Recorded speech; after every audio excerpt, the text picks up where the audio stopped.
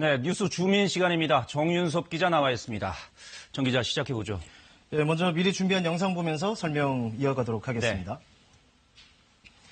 오늘 아침 민주당 최고위원 회의 때 장면인데요. 한 손엔 태극기를 들고 만세 삼창을 하고 있죠.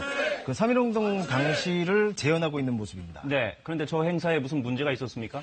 꼭 그건 아니고요. 저희가 주목한 건 저 만세 재현 이후의 발언들인데요. 먼저 이해찬 대표입니다. 직접 들어보겠습니다.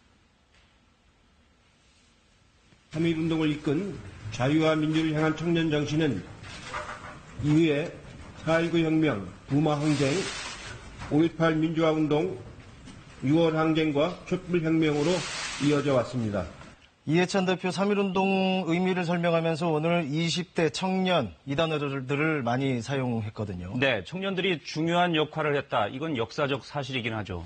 네, 이제 그 다음에 홍영표 원내대표 말이 중요한데요. 네. 여기 보시면 최근 우리 당 소속 의원들의 발언이 논란이 돼서 원내대표로서 머리 숙여 사죄한다. 이렇게 사과를 했습니다. 네.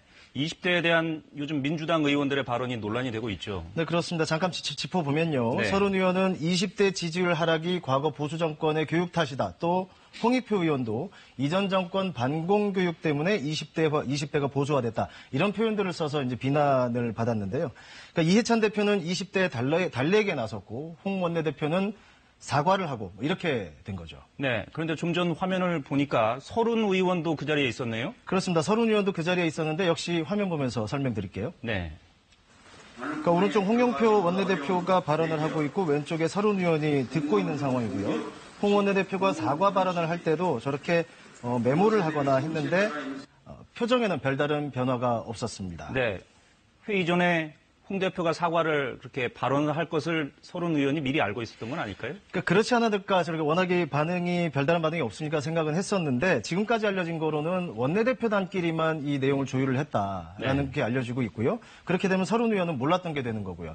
특히 오늘 같은 자리에서 김혜영 최고위원도 국회의원은 잘난 사람이 아니다 이렇게 직격탄을 날리기도 했습니다. 네. 그럼 당사자인 서른 의원은 뭐라고 했습니까? 그렇지 않아도 이제 회의가 끝나고 기자들이 붙었겠죠. 마이크를 댔는데 서른 의원은 나중에 얘기하겠다 이러면서 급히 이제 현장을 떠나는 모습을 볼 수가 있었고요. 네. 그런데 특히 서른 의원 말고 오늘 주목을 받은 사람은 역시 발언의 당사자였는데 홍익표 의원인데요. 그 원내대표 사과를 두고 원내대표가 내 발언을 모르고 사과를 한 것 같다. 좀 강한 입장을 내놨습니다. 특히 네.